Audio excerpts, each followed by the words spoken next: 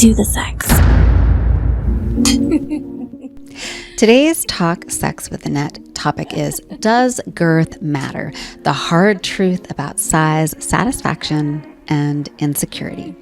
So let's once again talk about penis size, or more specifically, girth. You know, the thing guys worry about way more than they admit, the thing women rarely talk about directly unless they're bragging or complaining.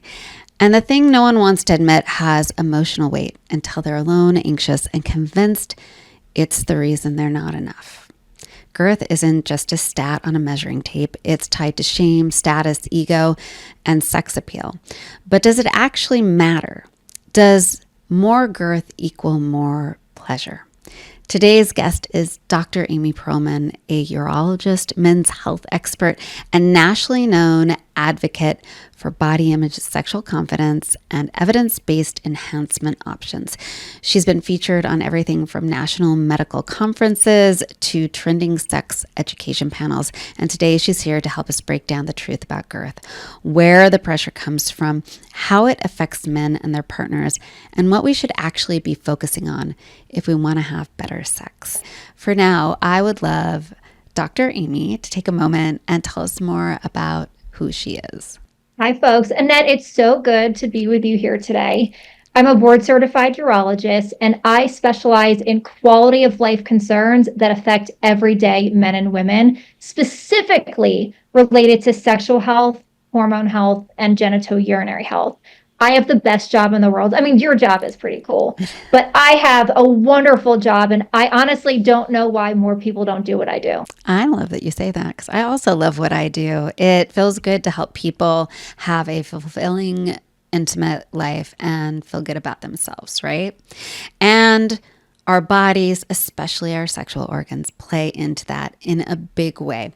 I want y'all to stay to the end, and I'm going to tell you why, like I always do. So first of all, this conversation isn't just about size. It's about quality of life. It's going to distill the truth about a lot of things I know you're curious about, because your questions all have gotten through to me. I've seen them and read them. And by the end of this podcast, you're going to know what's true, what's not true, but even more importantly, what to do if you are really unhappy, unsatisfied with your body, and you need help. We're going to get you that help. So stay to the end. This episode, it's not just about size. It's about self-image, sensation, and the quiet insecurities that affect pleasure more than any penis ever could. So let's talk about sex. Let's talk about size, and let's get honest. I'm ready. Cheers. Here's to girth. Cheers. Here's the big question of the hour. Is girth the new six-pack? Oh, that's a good question. I thought it was. And I think I want to preface this conversation. You know, a lot of people ask me as a urologist, does size matter? And if you ask, I think most urologists are going to say your size, you're within normal limits. You're in the big part of that nice bell-shaped curve, and don't worry about it. And there aren't any safe options. And the reality is size, and this is my perspective, size matters to an extent. Okay. And I think if we say size doesn't matter, I think we're ignoring our society and what culture says. And so I think we have to acknowledge that for many people, size matters. I wish that everyone could accept their bodies as they are. I believe that body acceptance is such a beautiful thing.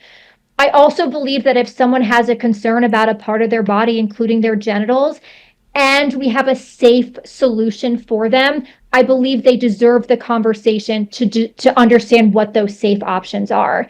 And that's what I hope today's conversation is really about, is if you have a concern, this is what you can do about it, right? It's not just about telling a person who's concerned about their size, go see a sex therapist. Let's make sure you don't have body dysmorphia. It's very clear when I sit down with patients and I talk to them about their penile size. At least the patients that come to see me, they don't have body dysmorphia. They know their penises are normal. They just want it to be bigger, and they want to know about the safe solution. So in some ways, to answer your question, is a girthier penis the next six-pack? Well, a lot of people want a six pack and a lot of people want a girthier penis. So, in many ways, I think the answer is yes. Yeah. Yeah. It's interesting because I have published several videos on penis size. Usually, that conversation tends to lean towards length. And the most common question I have gotten from men is, well, how does girth play into this? Right? How important is it? So I'm going to ask you what your opinion is on length versus girth. Let's talk length versus girth. You can say what you're going to say, and then I'll of course always add in my 2 cents. It's the age-old question. It is. Let's talk about it. So, it's so variable. And the reason why I say that is in my clinical practice, the majority of men who see me are coming in for girth enhancement because that's what I offer. They see that on my website. They see me do videos talking about girth enhancement. So they're primarily not coming in with length concerns. However, for any guy that comes in to see me, including the guys who come in for something like erectile dysfunction, I do bring up size, even for what seems to be an unrelated issue. And my goal is not to put the thought in the back of someone's mind that they might not have a large enough penis. In fact, we're having this discussion before I do an exam. I think that's really important, right? Is to kind of bring up this discussion, not while I'm examining the person to see if they have any concerns about their size, but I'll simply ask my patients, do you have any length or girth concerns? And most of the guys that I see say they do have some length concerns. They just didn't know there was anything they could do about it. So they're not bringing it up in conversation. So a lot of guys that I see are concerned actually about length and girth. But then the question becomes, what is more important when it comes to sexual satisfaction? And when you look at the research would suggest that a lot of women are saying that girth is going to be more important, right?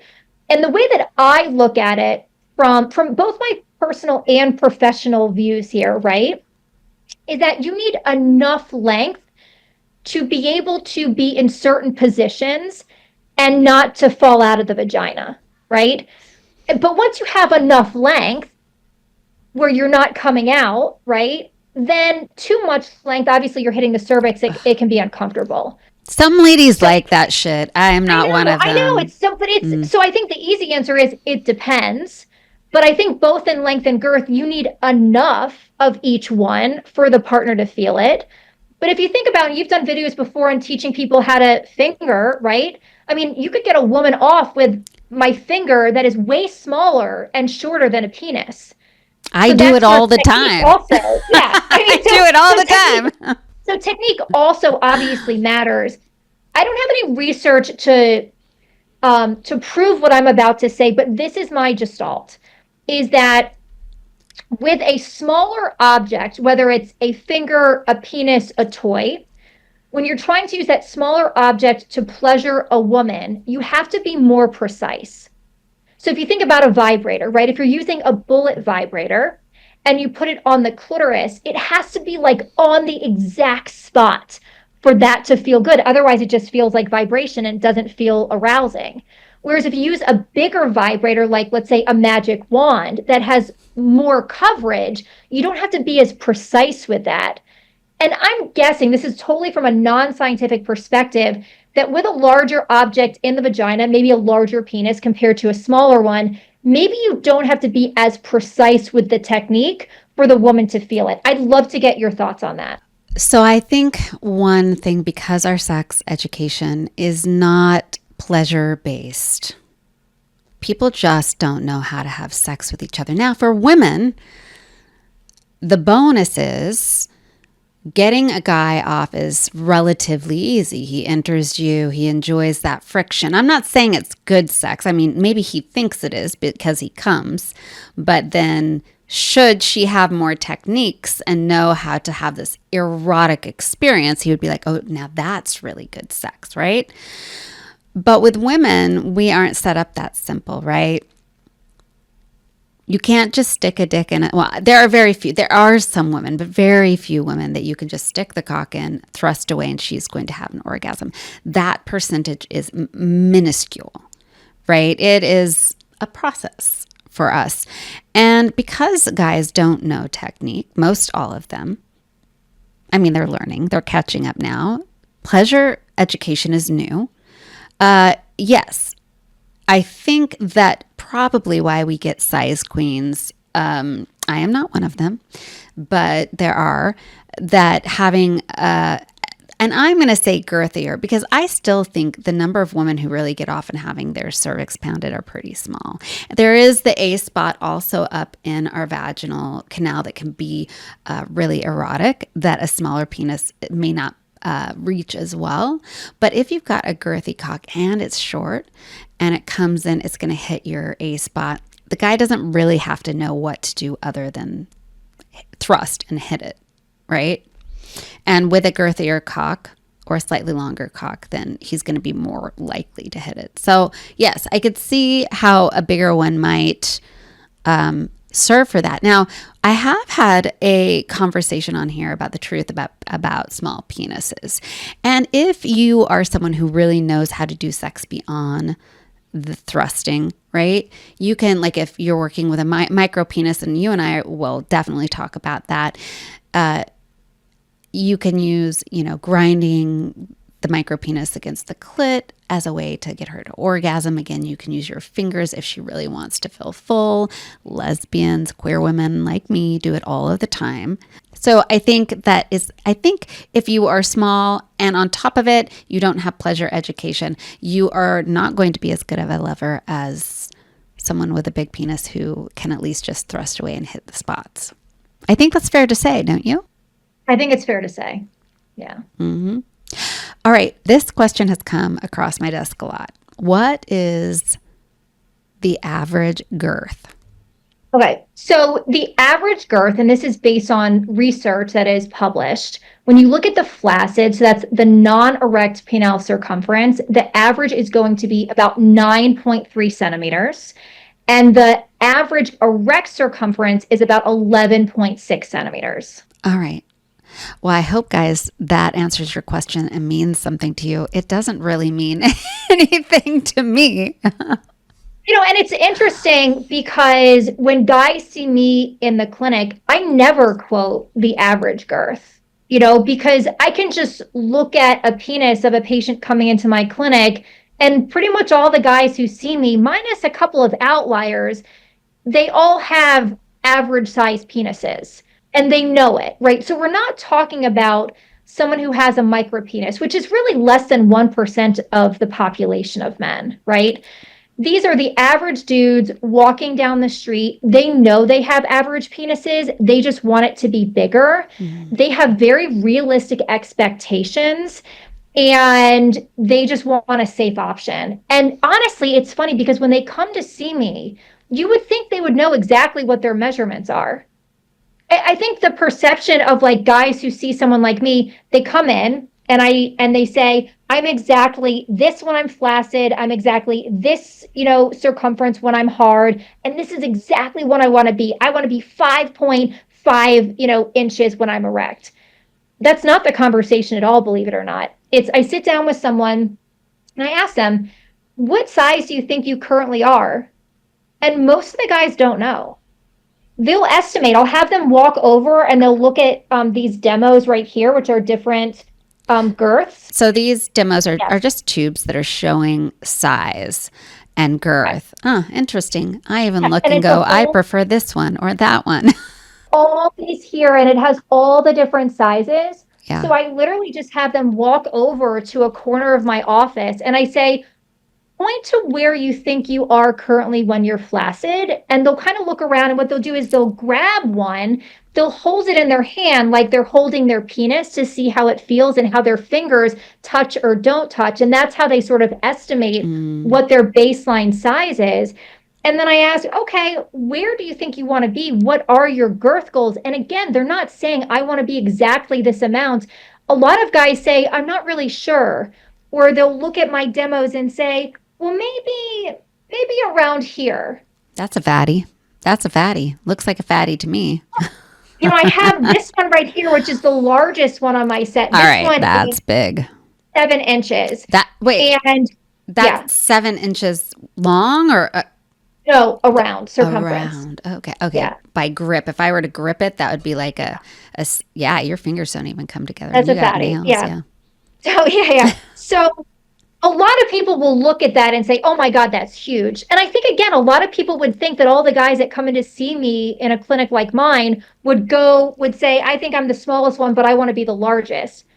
Those are not my patients. My patients are the ones that say, I think I'm around 3.5 or 4 inches, and I think I'd like to get an additional inch, right? It's very rare that I have someone say they want to be big like this. I have two patients, okay, that have gotten a ton of girth enhancement, and we'll talk more about the details of girth enhancement in a bit. But they didn't want to start from the beginning being something like this. But as they've gotten more filler and as they realize how amazing it feels during sex with their wives, they know their penis does not look like it would in the natural habitat. Like you can tell they've had some work done because their girth is so large. But because it feels so good during sex, they don't care and they just like how it feels. Yes. Does it feel so good to them or to their wives when you get girth enhancement? And we will talk about how that happens. Does that enhancement increase their pleasure as well as their wives? That's a really good question. And I wish more of my patients brought their partners in. I've actually had some of my patients bring their partners in during the procedure, and we just all kind of shoot the shit in the back room. And you know what? I love that, Annette, because I think it really normalizes the conversation rather than someone coming in and they're very embarrassed or ashamed about wanting to have a bigger penis because you feel like they're coming in from a place of deficiency. When they come in with their partners, it feels like they're coming in from a place of abundancy where they have a normal penis, but they just want it to be better for them and their partner. So I love when they come in with their partners. That would give me more of an opportunity for me to ask their partners. Right now, I'm relying by secondhand, I'm asking my patients what their partners think. For those two guys that I was referencing that have very large girth enhancement, like I've increased their penis by like 2 to 3 inches in girth. One of them, I recently saw him for follow up. And I said, so what is your wife saying? And he's like, well, we don't really talk about it. And I was like, okay, well, do you think she likes it? And he said, well, she never used to squirt when we were having sex, and now she squirts all the time. And I'm like, okay, well, that speaks volumes, you know? Yeah. And then another guy said that his wife, just her eyes roll to the back of her head when they're having sex. So I would love to talk to the women directly. And for my patients who have male partners, I would love to talk to their male partners to understand the experience. But right now, I'm kind of getting secondhand from my patients. And I wonder if there's two aspects of improving sex that I imagine that after a girth enhancement, there are two things that add to increased pleasure. And you can tell me if I'm on the right track. Number one, perhaps feeling more full feels really good to the woman. I know there are a lot of women who enjoy that full feeling. Even when, when it's a woman to woman and you're fingering, like adding fingers and even fisting feels really good to them. The vagina can really expand. But I also imagine seeing your partner feel really confident while having sex with you is a turn on. There's something about that. The increased confidence is sexy in a partner. And there's no way that can't play into it improving sex overall. Absolutely. That plays a big role. I mean, ultimately, our brain is our largest sex organ, and the way that we feel about ourselves plays a huge role. And I hear that routinely from my patients. You think about what happens for a man, one of the first things that he does when he wakes up from sleeping he goes to use the restroom, and probably on his way to peeing in the toilet, he sees his penis in the mirror, right? And the way that he feels about his penis for many men will dictate how he goes about the rest of his day and how he holds his head on top of his neck, right?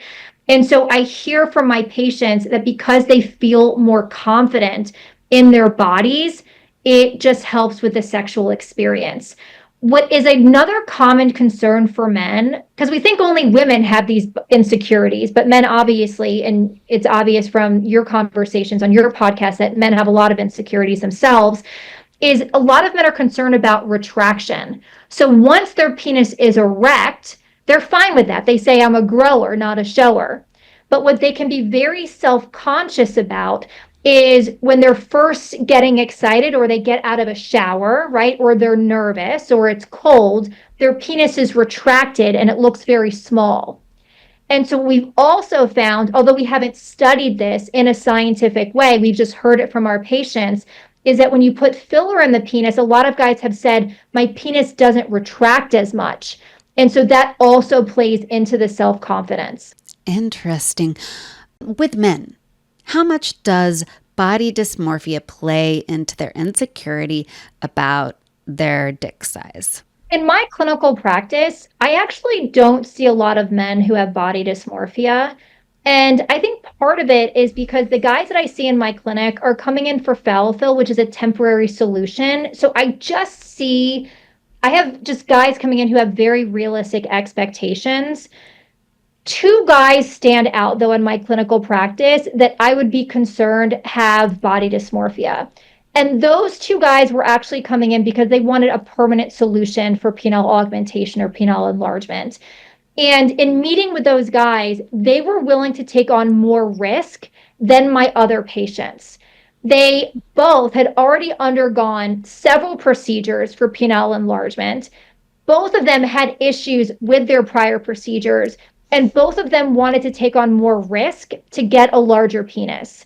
And so if I were to do a questionnaire for body dysmorphia, which I didn't do in either of those cases, I have no doubt they would have both screened in. I feel like it's just, you can tell when you're meeting with them.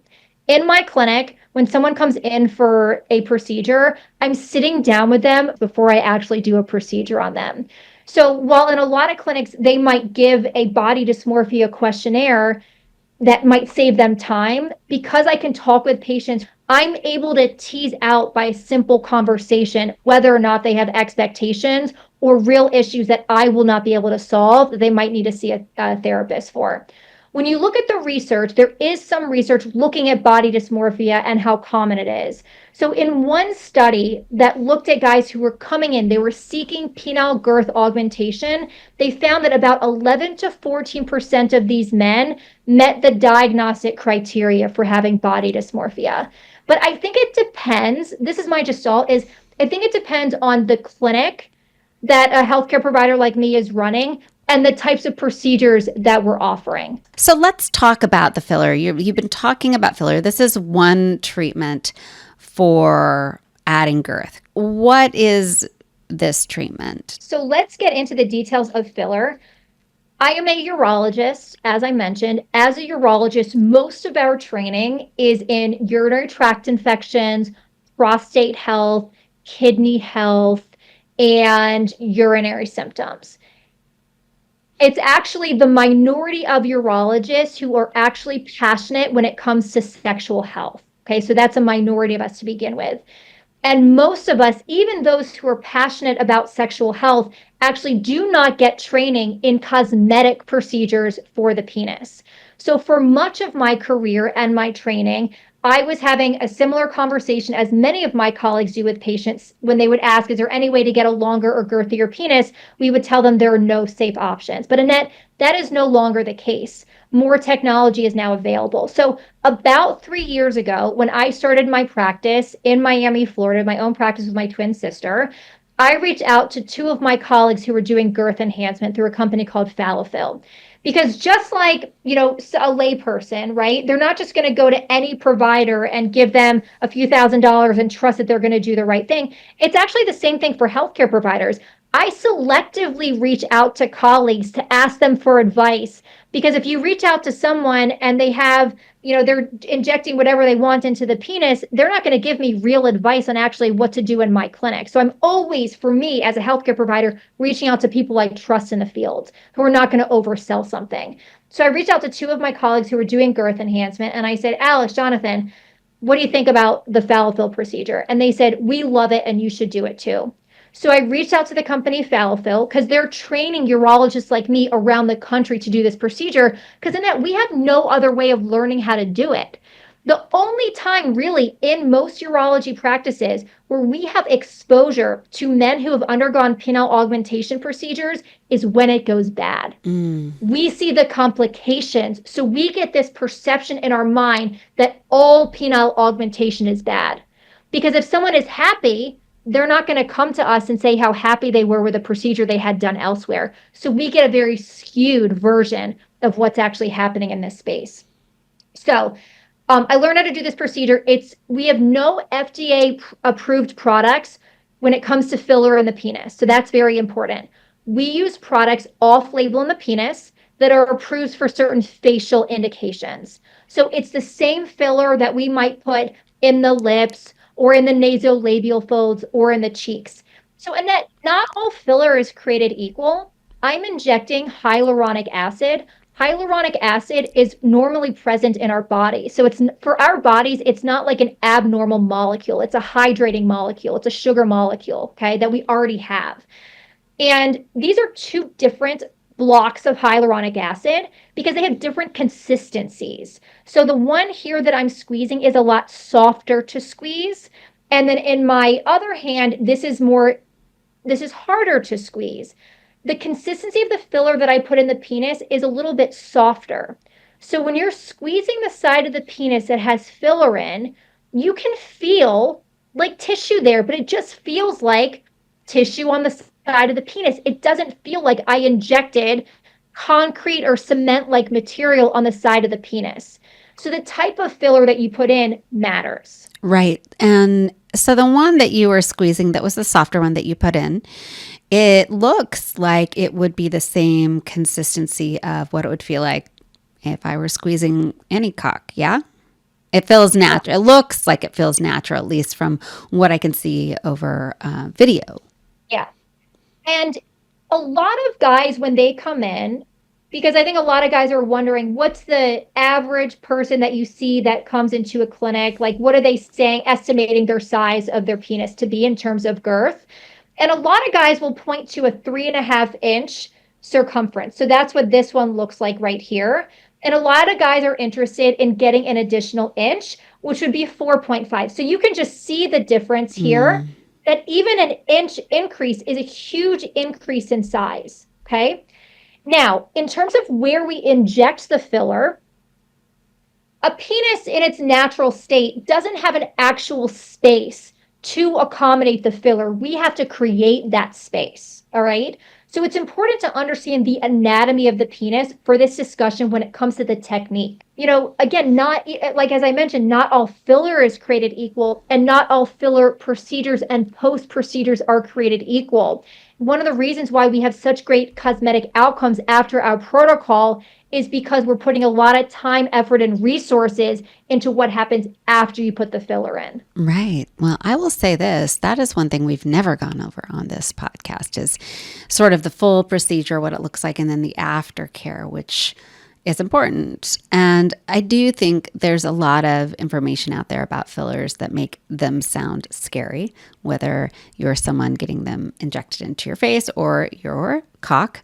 And so that makes sense. You've got sort of that safety net in place. And also, I'd like you to verify my understanding with this kind of filler is you can also, if it's injected and the person doesn't like it or wants less, you can go in and dissolve it, correct? Yeah. So, Annette, the biggest concern that my patients have when they see me, they don't want to regret their decision having seen me. Because again, they're coming in, they don't have a disease. They have a normal penis that they want to enhance, and the last thing they want to do is mess up their normal penis that was a very elective procedure from the get-go. And so what they like about the PhalloFILL procedure and using hyaluronic acid is that it is completely reversible. And it's actually really interesting because when I think about all the different procedures that I offer as a urologist, that all of my colleagues offer as urologists, I cannot think of another procedure that is 100% reversible. Even you think about a vasectomy, which is a very common procedure that we do for someone who no longer wants to have children. I mean, true, you can reverse a vasectomy, but it's not going to be the same. And you're not going to have the same outcomes in terms of, fertility potential for someone who never had a vasectomy. Right. Whereas my patients love that I can dissolve this medication if I need to. I've never had someone want that, but I can if I need to. And that provides peace of mind for patients. There is no price you can put on peace of mind. And this gives me a great opportunity to address a listener comment that I did not publish. One thing that it's been said more than once, but usually not very politely, so you don't get published, is what, all of this conversation about penis enhancement, so on and so forth. I had a listener say, well, you don't hear people talking about doing that for women. Look, guys, this is a procedure that is in line with the procedures we've been doing, and I would call them gender affirming procedures. These are gender affirming procedures. If we want to talk about that, we've been talking about with women for a long time, breast enhancements. Those have been, I don't know, I grew up with those booming, although different than this kind of procedure. But all of the things women are doing with their faces, and now men too, although I would venture to guess it started with women, and women do them more, putting filler in their face, in their lips. This is just an option for men who are also unhappy with their physical appearance, and it happens to be the sexual organ that makes them feel manly or more like the more sexually virile version of themselves. Just like women sometimes want bigger boobs because it makes them feel more feminine and sexy in that way. Now there's an option for men. And that is what I've addressed here on this show. There are options for people who want to feel more like the person that they believe themselves to be, right? Or want to feel more confident in bed. And this is what the option it gives them. So it is not always just about men. In our society, women are doing this too, and we've talked about it a lot. This is now us giving men the information and kind of the affirmation that is, look, if your sex life is being ruined by this, whether it's because of how you feel about yourself, it's your own stuff, or it's because it's really affecting your sex life and you want to have a better sex life, there's an option for it. I'm not pushing it here. I'm just giving you options. I'm learning about this along with you, folks. I'm not a urologist. I just know the things that are hurting people's sex life and ability to have pleasure. So that's what we're talking about here. I would like to address, are there specific conditions, like medical conditions, where girth enhancement is a solution? So, but beyond sort of the ego and confidence, do you use these fillers for certain medical conditions? First of all, I want to go back really quickly. I love how you just verbalize everything that you just said. I love how you spoke about this being gender affirming care. Like, as a men's health specialist, pretty much everything that I do is gender affirming care. It helps men feel more masculine in their bodies, and not in a toxic way, but in a let me celebrate myself as a man type of way, And I think that's a really beautiful thing for a lot of men. And my goal is not to make every man feel like he needs a bigger penis, but obviously There are men that are concerned. And so we're just giving them the safe option. So I And love that you said that. let me just chime in. Yeah. I have been in relationships with men who are insecure about their penis size, and sex with them was miserable. And I'm going to tell you why. I was fine with the penis. I probably wouldn't have even considered the size. I was really into the person. Their size was fine.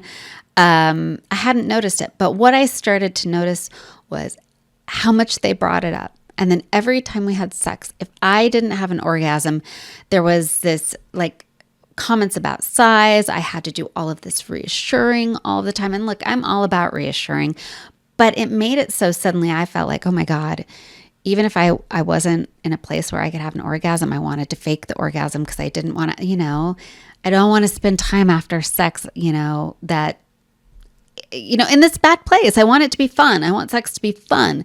And of course it wasn't fun for them because they were worried the whole time.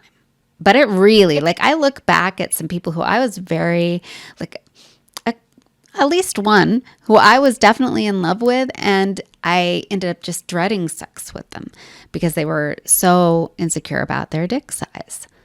You and I have both had that experience, right? When we're with someone who feels confident about their body, they are more fun to have sex with, hands down. And I don't need a research study to tell me that's the case. We know from our personal experience. Right. Regardless of size, if you show up and you're confident in bed, you could have a small penis. But if you show up and you're just really confident about what you bring to the bed, the gal is probably not going to notice nor care about the dick size. Even if she does notice it, she might be like, I don't care. This is good. Right. Yeah. Confidence is sexy. 100%. Confidence is everything. Confidence is so sexy and so arousing. I think more than anything else. So to answer your question about other medical conditions, so there are actually a couple where filler can improve. I see guys who come in with premature ejaculation. And so they might orgasm even before they penetrate their partner or within, 30 seconds or a minute of penetration. And you might wonder, well, wouldn't putting filler in that would then lead to more friction and increased sensitivity, wouldn't that make premature ejaculation worse? And it's interesting because it doesn't seem to do that. We haven't studied this, but I ask all of my patients who are coming in and we talk about this, as part of this comprehensive discussion before I do filler, if they want to last longer. And what I've seen across the board is they're able to last longer. My guess is they're more confident. And so that confidence allows them to have more control over their body. And I don't know how else to explain it. The other condition that I see is delayed ejaculation. Mm-hmm. And delayed ejaculation is one of the most complex conditions I treat, in part because we don't have a definition for it. Because a lot of young guys would love to be able to last 30 minutes in bed. But then you take a guy who's 75 years old and lasting 30 minutes in bed is way too long because he doesn't have the stamina or the energy to last 30 minutes. So the definition is highly variable depending on who the person is and the stage of their life.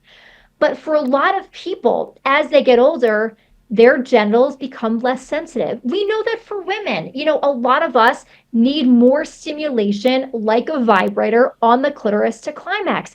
And the reality is a lot of men need that as well.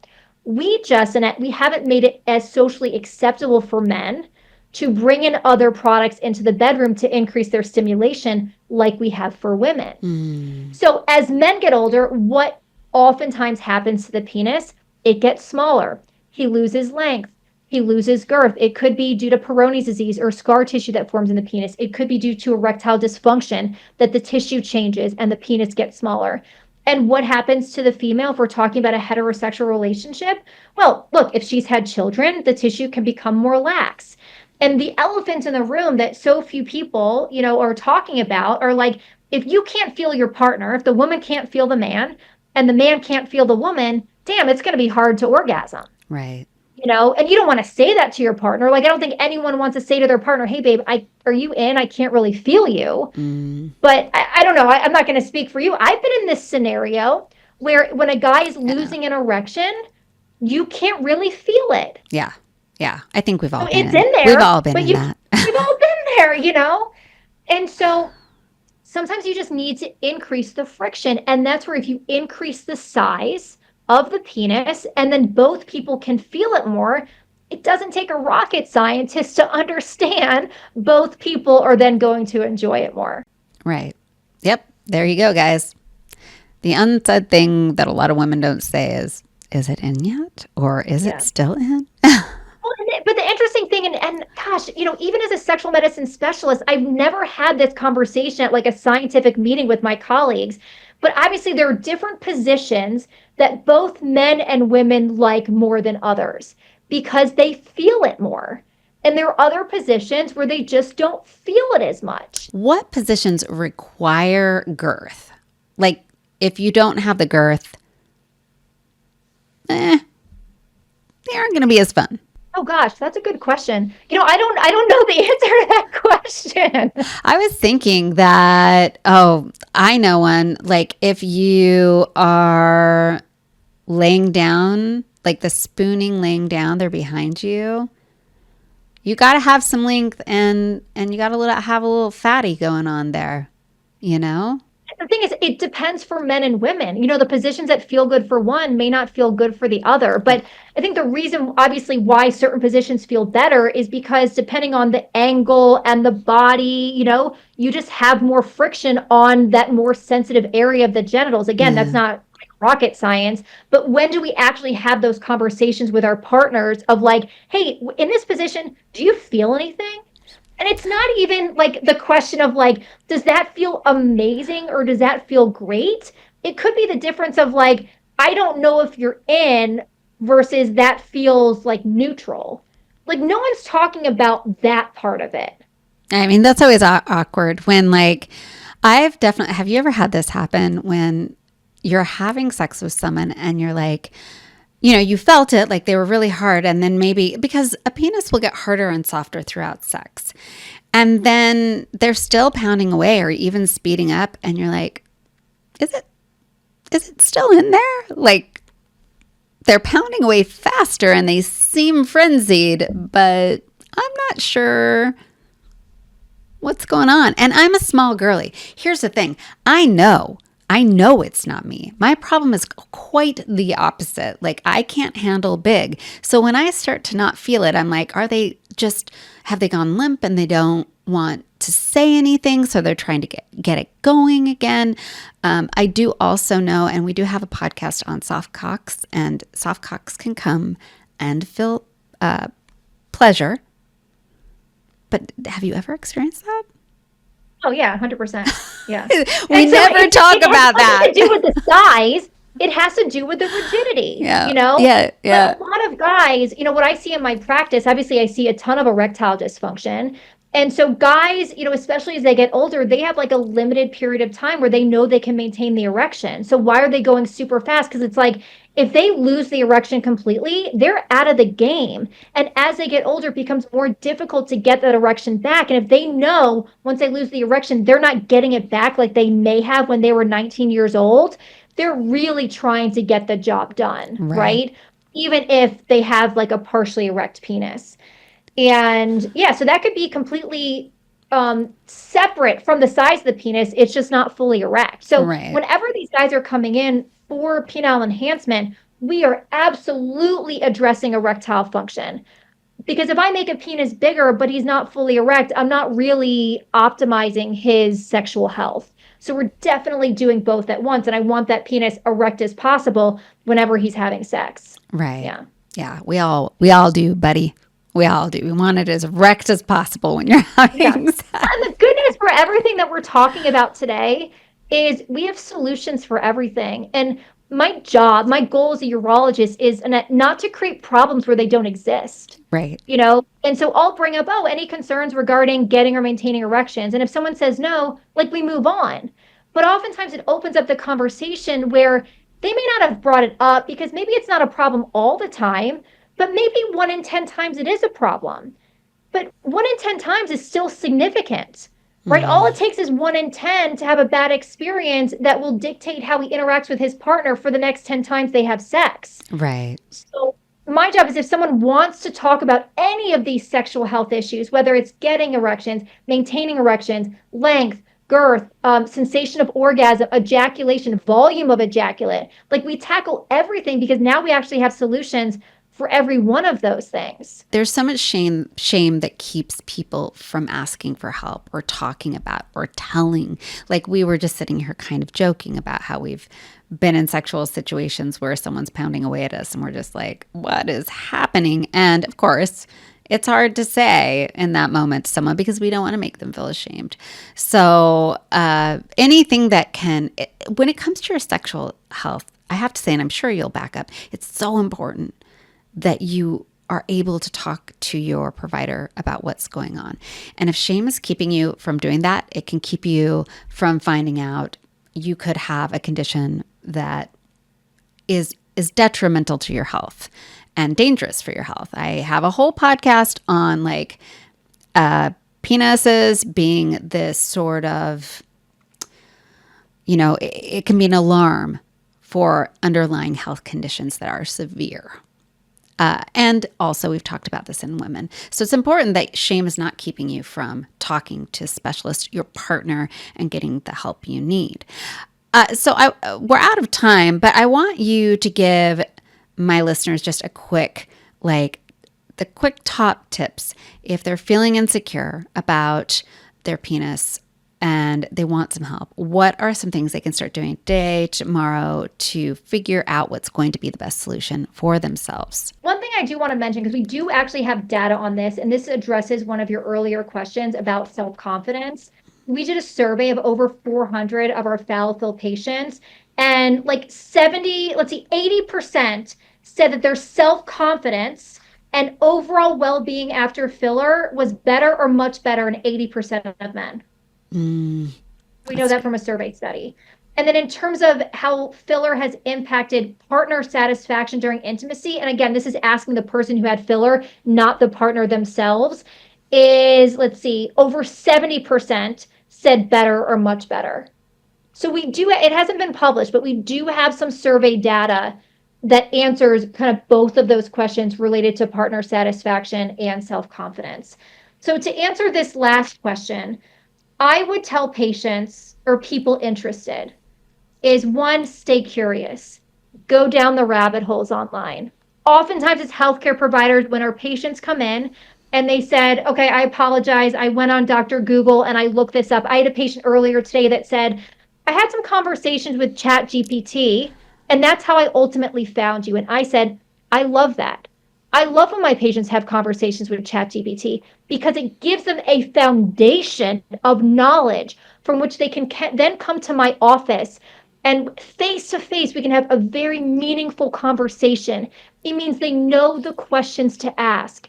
When patients come in, which is rare in my current clinic, and I ask them, are there any questions I can answer for you?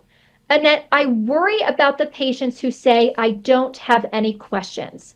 It means they don't understand what we're talking about because everyone should have questions because no one like me is amazing at explaining everything that eliminates all questions. So I will ask my patients, have you gone down a lot of rabbit holes online? Have you looked at Reddit, different forums? What questions do you have?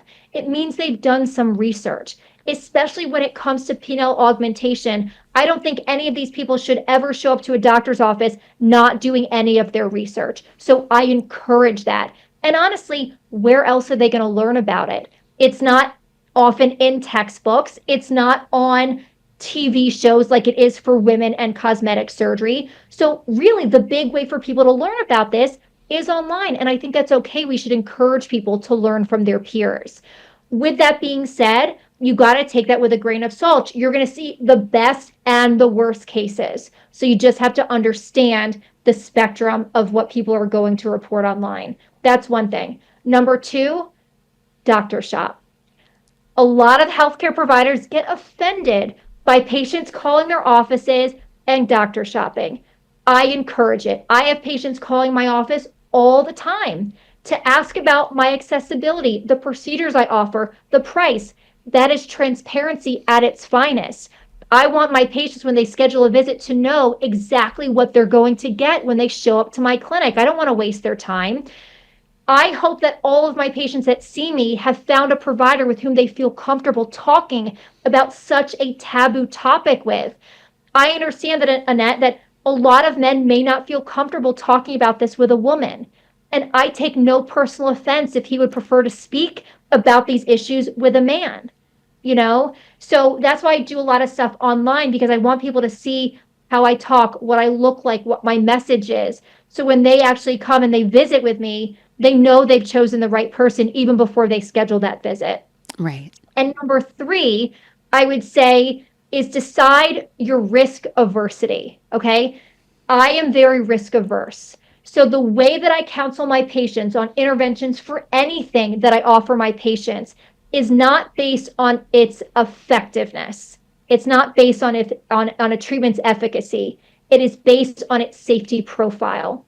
If there is a very effective treatment, but I can hurt my patient, and especially if I can't fix it, if the treatment hurts them, I cannot offer them that solution. But if I offer a treatment like PhalloFILL with the hyaluronic acid, that is not going to be a permanent solution. It's not going to last forever. But if I cannot hurt my patient, and if it has an incredible safety profile, then I am going to offer that solution. So I know for myself, I am very risk averse. And patients need to understand that for themselves too, is how much risk are they willing to take for a particular procedure, especially when it comes to penile enhancement. Well, there you go, guys. That's got you set up to go. Go do your homework. If this particular topic has been on your mind, as I know it has been for so many. And thank you again, Dr. Amy. Cheers. Cheers.